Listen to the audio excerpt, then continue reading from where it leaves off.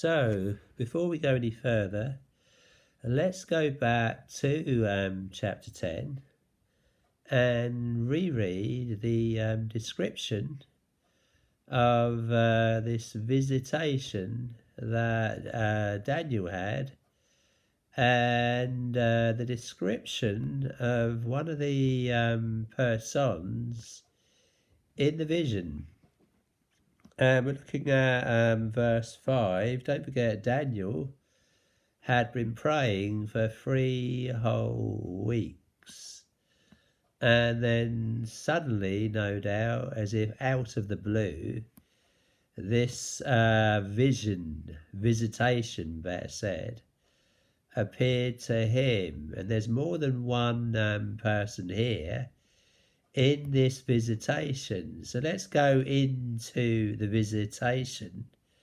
And the setting is that Daniel is, he's by, in the 24th day of the first month, as I was by the side of the great river, which is Hiddekel, right? And then it says, then I lifted up mine eyes. So he's by this river.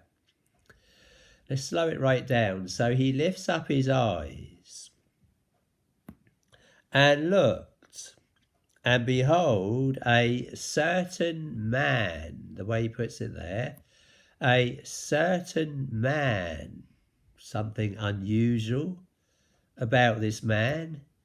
Well, there is, because this man is not stood on dry land. He's actually stood on the river. Then I lifted up mine eyes and looked, and behold, a certain man, clothed in linen. Right? He's clothed in linen, whose loins were girded with fine gold of Uphaz. So he has fine gold around his loins, and he's clothed in linen. Verse 6, his body also was like the beryl, and his face as the appearance of lightning, and his eyes as lamps of fire,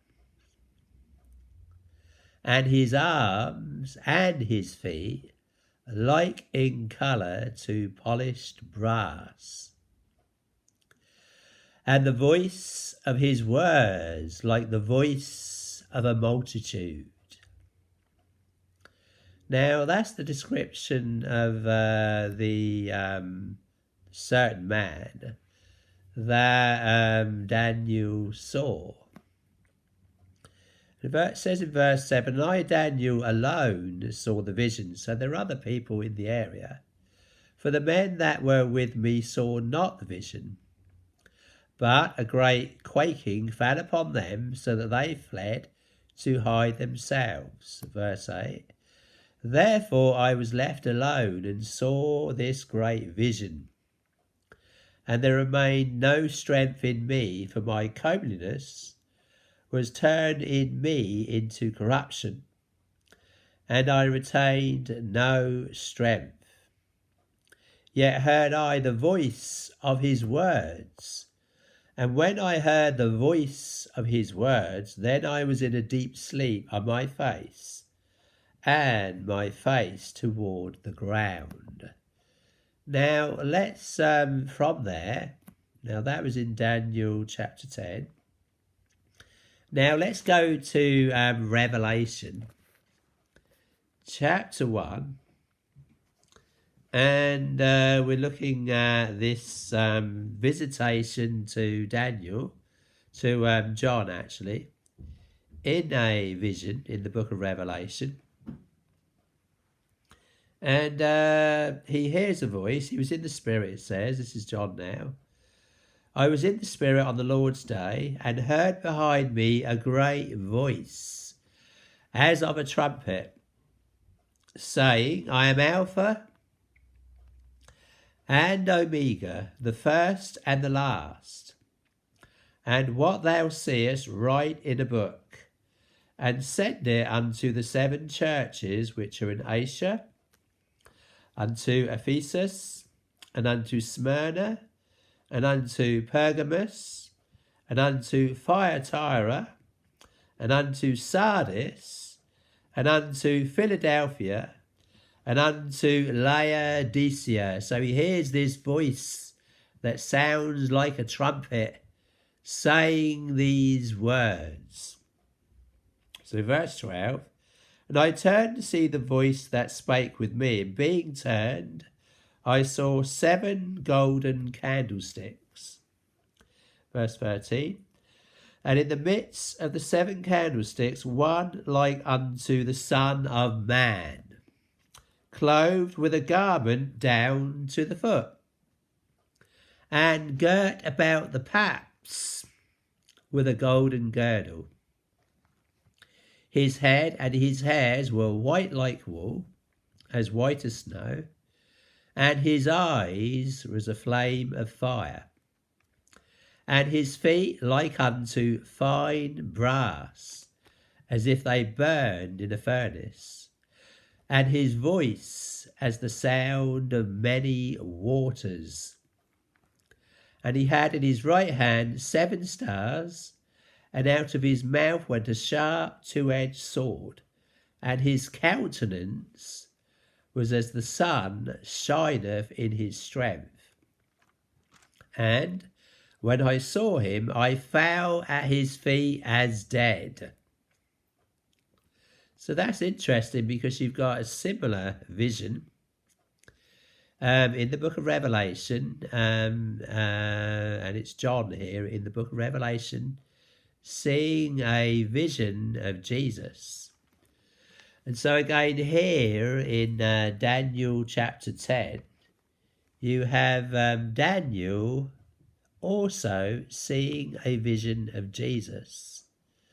And we know it's Jesus because if we go right to the end of this particular book now, Daniel 10, 11 and 12 are all one book, all one scroll, so to speak. And if we go to the end of this scroll, this book, Daniel 10, 11 and 12, you have another mention of the same person in the book. And it's at the end of this prophecy, the end of this vision, the end of this visitation, where Daniel was visited by, it appears to be 3 persons. One is hovering over the river Hedekar, I think it was called. And the other 2 now appear to be further on into this vision. Now these angels move around in this vision. And one of them indeed touches Daniel and strengthens him, and Daniel stands upon his feet. And then one of these angels speaks, and then Daniel falls down again on the floor, and his strength is totally zapped from him, just like John fell to the floor as one dead when he saw Jesus. The same happened to Daniel. He fell down as one dead. He said his comeliness and his strength was taken out of him. And one of these angels comes towards him and touches him and strengthens him. And then this angel starts giving Daniel the message of this powerful encounter with these angels, and one which certainly sounds just like Jesus in the book of Revelation. And we find out really that it is Jesus when we go back to the very end of the book. Now, these angels that are working, no doubt, with Jesus in bringing this vision, this message to Daniel, are at the end of this book here, they're kind of finishing their message, and they kind of hand it over now to the one who has stood on the river. And that person that stood on the river is Jesus. And so we're at the end of the vision now, and this angel has been speaking, and I choose to believe it's Gabriel, speaking to Daniel all the way through the message. It's going on from chapter 10, chapter 11, and chapter 12 are all quite a long and very, very powerful message regarding the end times. And what I'm trying to bring out here is how powerful, again, this message is, because it's Jesus and these angels in this message. And Michael the Archangel also make an appearance here with this most powerfulest of messages in the whole book of Daniel, really. And the message is so long that it takes one chapter just to describe the actual entrance of these angels and Jesus into the equation here, after that Daniel had been praying 3 whole weeks. And finally, this angel breaks through with this most powerful message. And it turns out there's just not just one angel here, there's another angel. And also Daniel is given a vision and a visitation from Jesus too. And the whole of chapter 10 largely involved with just the entrance of these angels and no doubt Jesus into this vision and visitation and the message, if not messages, given to Daniel in these chapters. And now I'm going to simply go to the end of the message, and the end of this message makes it quite clear who it is that is hovering, that is stood upon the waters. And before we go into just exactly what kind of powerful message must this have been, that a whole chapter, chapter 10, is taken up with the very visitation of these angels.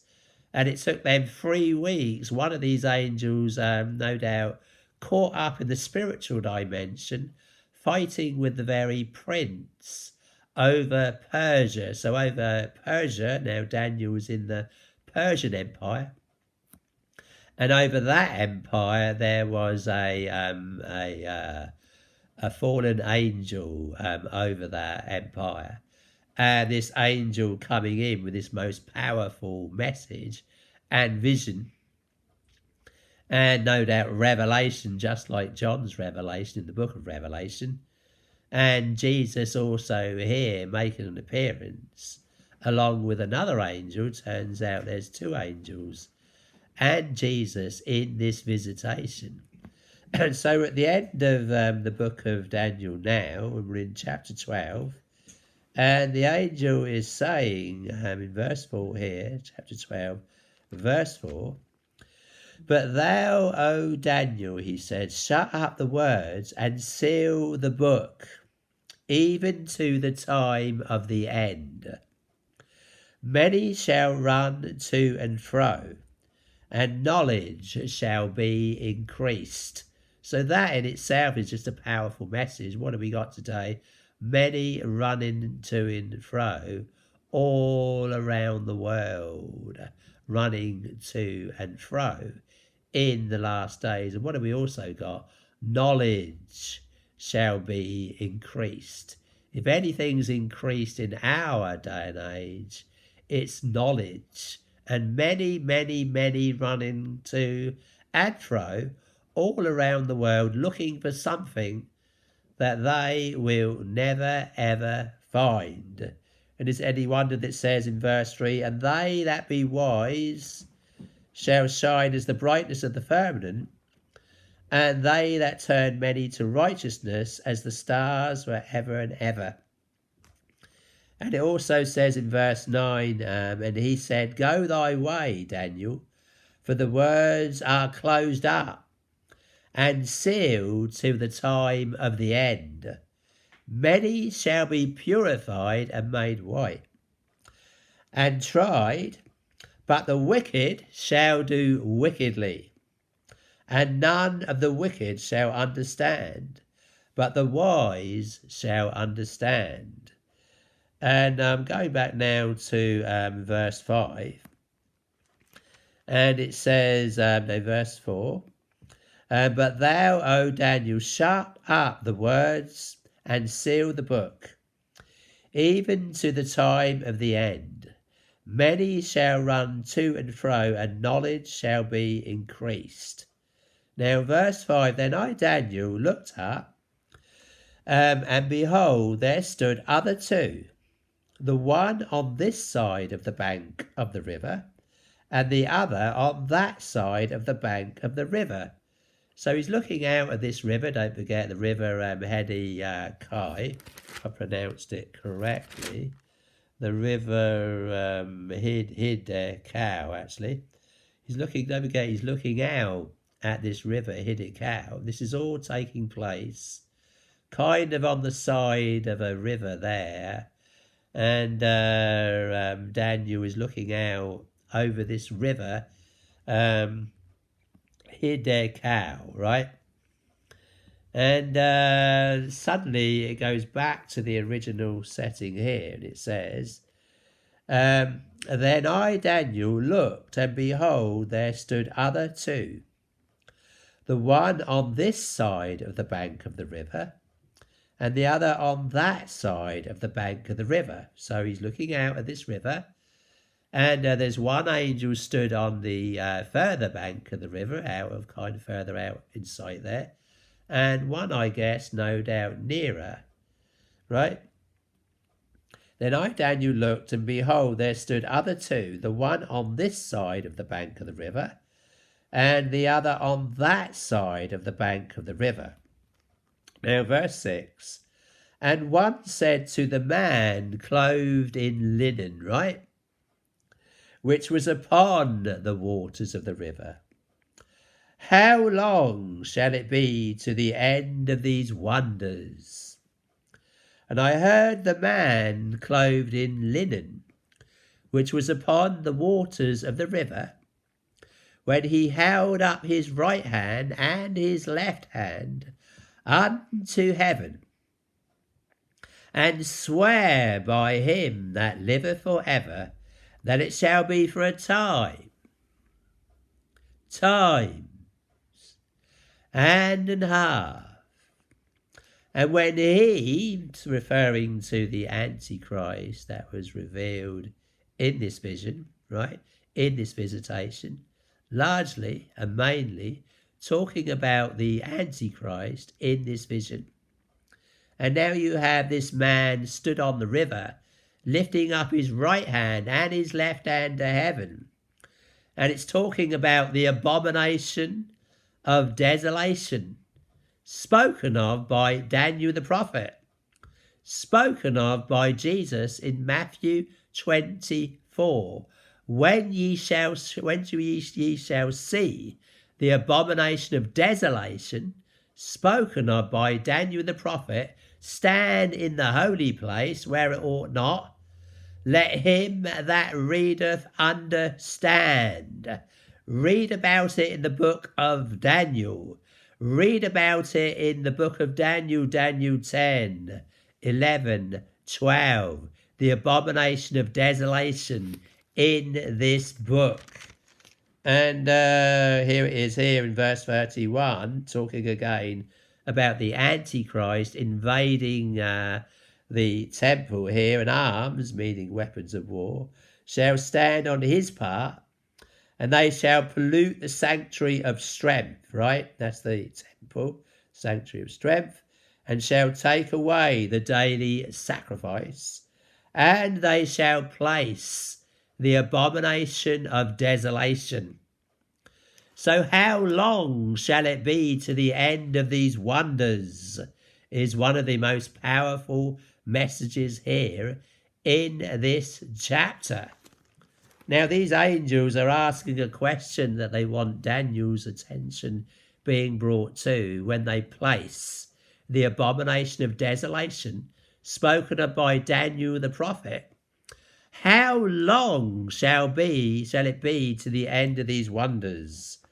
And one said to the man clothed in linen, which was upon the waters of the river, How long shall it be to the end of these wonders? And I heard the man clothed in linen, which was upon the waters of the river, when he held up his right hand and his left hand unto heaven, and swear by him that liveth for ever, that it shall be for a times, and an half, time, 1 year, times 2 years, and an half a year. And when he shall have accomplished to scatter the power of the holy people, all these things shall be finished. So when they place the abomination of desolation spoken of by Daniel the prophet, we will have 3.5 years until Jesus returns. 3.5 years of great tribulation, a time 1 year, times 2 years, and half a time, half a year, 3.5 years. And I heard, Daniel said, but I understood not. Then said I, Oh my Lord. And here's a capital L. He's talking to Jesus in this chapter. Oh my Lord, what shall be the end of these things?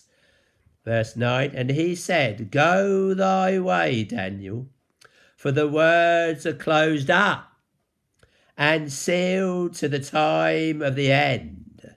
Verse 10, many shall be purified, the saints, the ones who believe in Jesus, are going to go through this great tribulation.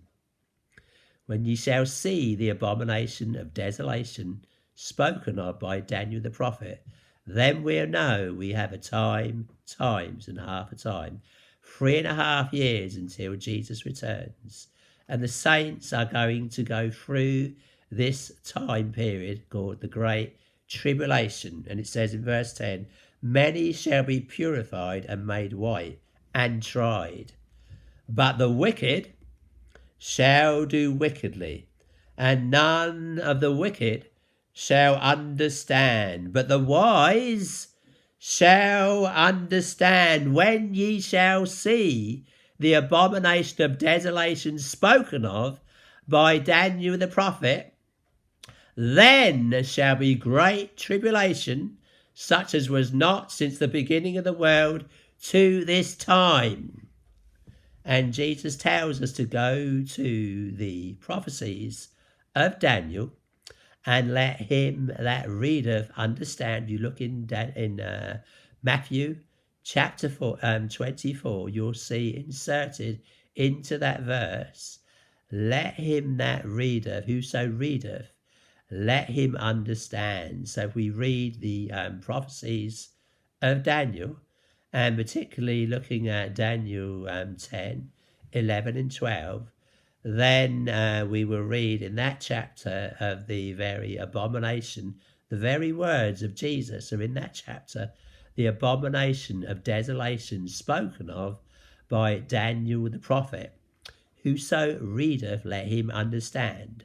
And one thing we need to understand in this chapter is that when they place the abomination of desolation spoken of by Daniel the prophet, then shall be great tribulation, such as was not since the beginning of the world to this time, no, nor ever shall be. And except those days should be shortened, or in other words, stopped by Jesus, there should no flesh be saved. But for the elect's sake, those days shall be shortened, in other words, stopped. So this is the message, one of the messages actually, one of the most powerfulest of messages in this book, in this chapter 10, 11 and 12, in these chapters in fact.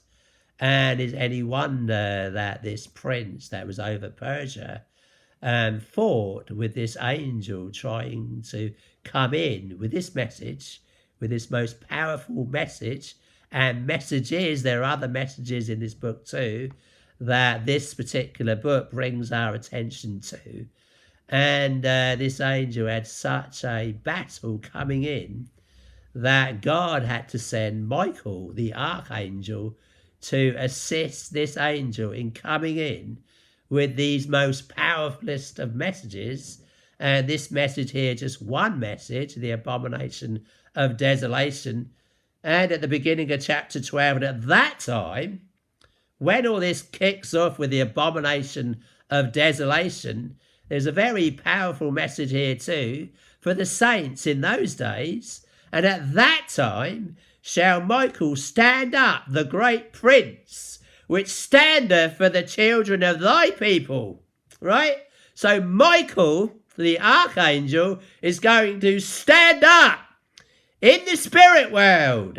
And at that time shall Michael stand up, the great prince which standeth for the children of thy people. And there shall be a time of trouble such as never was, since there was a nation even to that time. And at that time thy people shall be delivered, every one that shall be found written in the book.